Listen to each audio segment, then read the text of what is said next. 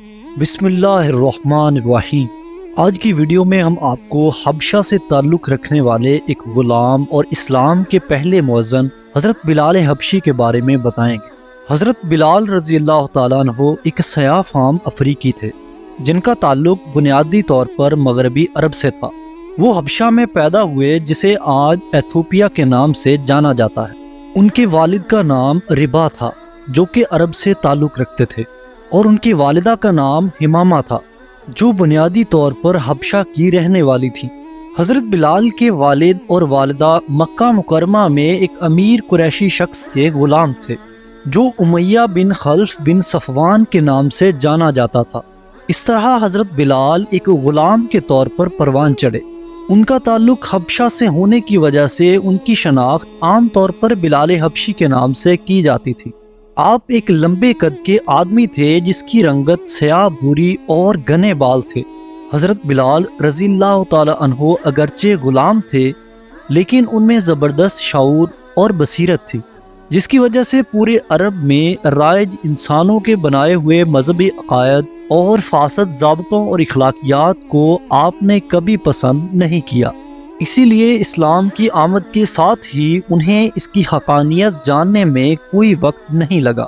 آپ رضی اللہ تعالی عنہ نے کفار کے جبر اور عذاب کا سامنا کرنے کے معاملے میں ممکنہ سخت اوقات کی پرواہ نہیں کی اور اللہ اور اس کے رسول صلی اللہ علیہ وآلہ وسلم پر ایمان لانے والے پہلے بندے بن گئے۔ امیہ بن خلف جس نے حضرت بلال حبشی کو غلام بنا کر رکھا ہوا تھا، وہ ایک غیر مومن اور اسلام کا بہت بڑا دشمن تھا۔ جب اللہ کے رسول صلی اللہ علیہ وآلہ وسلم نے اپنے نبی ہود کے بارے میں اعلان کیا اور سب کو اسلام کی طرف بلایا تو امیہ قریش کے سرکردہ ان سرداروں میں سے تھا جنہوں نے اسے آسانی سے جھٹلایا اور مسلمانوں کو زمین سے مٹانے کے لیے تیار ہو گئے۔ جب اسے حضرت بلال حبشی کے خفیہ طور پر اسلام قبول کرنے کے بارے میں معلوم ہوا تو اس نے آپ کو شدید اذیتیں پہنچائیں جو کہ مکہ کے ابتدائی مسلمانوں پر ہونے والی بدترین اذیت میں شمار ہوتی ہے۔ کفار نے آپ پر ہر طرح کی جسمانی اذیتیں آزمائیں جن میں آپ کو جلتی ریت پر زنجیروں سے جکڑ کر رکھا جاتا تھا۔ انہوں نے آپ کو اندھیروں کے دور میں واپس لوٹانے کی پوری کوشش کی، لیکن حضرت بلال رضی اللہ تعالی عنہ اپنے اسلامی عقیدے پر ڈٹے رہے اور یہ کہہ کر جواب دیا کرتے تھے کہ اللہ کے سوا کوئی معبود نہیں، اللہ ایک ہے۔ اس سے حضرت بلال کے اپنے مذہبی عقیدے پر استقامت کی غیر معمولی سطح اور اللہ سبحانہ تعالیٰ پر بھروسہ ظاہر ہوتا ہے۔ حضرت بلال رضی اللہ تعالی عنہ کو اپنے آقا اور دیگر قریشیوں کے ہاتھوں سخت تکلیف اور آزمائشوں سے گزرنے کے بعد بالآخر اس وقت آزادی ملی جب حضرت ابوبکر صدیق رضی اللہ تعالی عنہ کو ان کی حالت کا علم ہوا۔ امیہ بن خلف کو ایک بڑی رقم ادا کرنے کے بعد ابوبکر رضی اللہ تعالی عنہ نے انہیں آزاد مسلمان قرار دیا۔ چنانچہ حضرت بلال رضی اللہ تعالی عنہ نے اسلامی عقیدہ پر ثابت قدم رہنے اور اس مقصد میں ہر قسم کے عذاب کو برداشت کرنے کی ایک غیر معمولی مثال قائم کی۔ حضرت بلال حبشی کی آواز سریلی اور بلند تھی۔ جب دوسرے سال ہجرت مدینہ میں رسول اکرم صلی اللہ علیہ وآلہ وسلم نے اپنے صحابی کے خواب کی خبر سن کر اذان شروع کی تو حضرت بلال حبشی رضی اللہ تعالی عنہ کو حضور صلی اللہ علیہ وآلہ وسلم نے یہ سعادت عطا فرمائی۔ حضرت بلال حبشی اپنی حد سے زیادہ تقوی اور نماز سے محبت کی وجہ سے تاریخ اسلام میں پہلے مؤذن بن گئے۔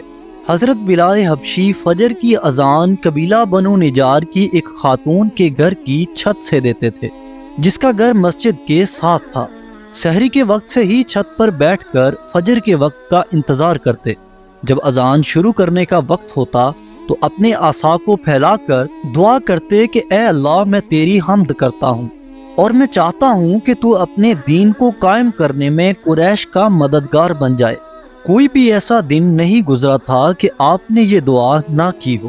اس سے معلوم ہوتا ہے کہ حضرت بلال رضی اللہ تعالی عنہ اذان دینے کا فریضہ نہایت پابندی کے ساتھ ادا کرتے تھے اور اللہ تعالیٰ سے مکہ مکرمہ میں اسلام کی اشاعت کو مسلمانوں کے لیے آسان بنانے کی دعا بھی کرتے تھے۔ حضرت محمد صلی اللہ علیہ وآلہ وسلم کے وصال تک آپ رضی اللہ تعالیٰ عنہ مؤذن رہے۔ اس کے بعد آپ نے مدینہ چھوڑ دیا۔ ایک مرتبہ خلیفہ دوم حضرت عمر رضی اللہ تعالیٰ عنہ جو دمشق تشریف لائے تھے، ان کی درخواست پر حضرت بلال نے اذان دی۔ یہ سن کر مسلمان فجر کی نماز سے پہلے مسجد کی طرف دوڑے تاکہ حضرت بلال کو دوبارہ اذان دینے کا کہا جائے۔ مختلف روایات کے مطابق اس دن پوری جماعت رو پڑی۔ آپ کا انداز بیان عام نہیں تھا اور ان کی زبان دوسروں کی طرح الفاظ کا تلفظ نہیں کر سکتی تھی۔ جب آپ اذان دیتے تھے تو دوسرے مسلمانوں نے آپ پر یہ فتویٰ صادر کیا کہ وہ اذان کے الفاظ کو صحیح طریقے سے بیان نہیں کر سکتے۔ چنانچہ فجر کی ایک نماز کے موقع پر جب آپ نے اذان نہیں دی تو اس دن کی صبح کافی وقت گزرنے کے بعد بھی غالب نہیں آئی۔ لوگ رسول اللہ صلی اللہ علیہ وسلم سے اس معاملے کے متعلق پوچھنے کے لیے گئے۔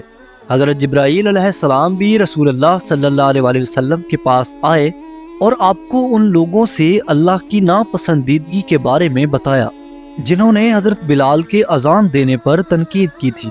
جب تک حضرت بلال نے اذان نہیں دی، سورج طلوع نہیں ہوا۔ اس طرح ان کی اذان کو آسمانوں پر بھی تسلیم کیا گیا، اور اس سے ظاہر ہوتا ہے کہ اذان دینے کا ان کا طریقہ کتنا مؤثر تھا۔ حضرت بلال نے اپنی پوری زندگی اسلام اور رسول اللہ صلی اللہ علیہ وسلم کی سچی خدمت میں گزاری۔ حضرت بلال ایک لمبا عرصہ حضرت محمد صلی اللہ علیہ وسلم کے ساتھ رہے۔ رسول اکرم جہاں بھی تشریف لے جاتے، حضرت بلال ان کے ساتھ ہوتے۔ آپ نے رسول اللہ صلی اللہ علیہ وسلم کے ساتھ رہ کر ان کی بہت سی خصوصیات کو سیکھا اور حاصل کیا۔ حضرت بلال نے آپ صلی اللہ علیہ وسلم کے ساتھ تمام جنگوں میں حصہ بھی لیا۔ صرف اللہ کے دین کی سربلندی کی خاطر آپ بغیر پیٹ بھر کر کھانا کھائے چلے جاتے تھے۔ وہ ہمیشہ اپنے پاس موجود ہر چیز کے لیے رب العزت کا شکر ادا کرتے تھے۔ آپ کو خالق کائنات سے اس قدر خوف آتا تھا کہ کبھی کبھار صوم یعنی روزہ بھی رکھ لیتے تھے۔ ایک دفعہ حضرت بلال رضی اللہ تعالیٰ عنہ نے اپنے آپ کو پیارے نبی صلی اللہ علیہ وسلم کی صحبت میں پیش کیا۔ صبح کا وقت تھا اور پیارے نبی صلی اللہ علیہ وسلم کھانا کھا رہے تھے۔ آپ نے بلال رضی اللہ تعالیٰ عنہ سے کہا کہ وہ آپ کے ساتھ شامل ہو جائیں۔ جنہوں نے حضرت محمد صلی اللہ علیہ وسلم سے ذکر کیا کہ میں روزے سے ہوں۔ ہمارے پیارے نبی صلی اللہ علیہ وسلم نے فرمایا کہ ہم اپنا رزق کھا رہے ہیں اور بلال کا رزق جنت میں محفوظ ہے۔ پھر آپ صلی اللہ علیہ وسلم نے حضرت بلال سے فرمایا کہ روزہ دار کی ہڈیاں تسبیح کرتی ہیں، جب اس کے پاس کچھ کھایا جاتا ہے تو فرشتے اس سے استغفار کرتے ہیں۔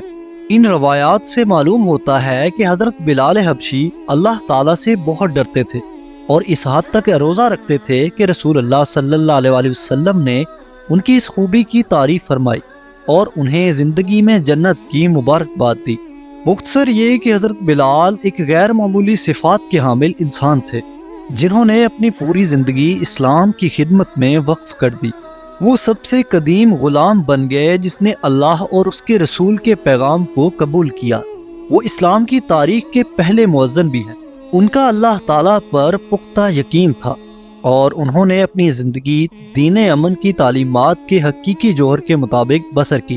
حضرت بلال حبشی رسول اللہ صلی اللہ علیہ وسلم کے محبوب ترین صحابہ میں سے تھے۔ اپنے آخری ایام میں آپ بیمار ہو گئے اور 60 سال کی عمر میں وفات پائی۔ اگر آپ ہمارے چینل پر نئے ہیں تو ہمارے چینل کو سبسکرائب کریں اور ساتھ بیل آئیکن کو بھی پریس کر دیں تاکہ آنے والی تمام ویڈیوز کی نوٹیفیکیشن بآسانی آپ تک پہنچ سکیں۔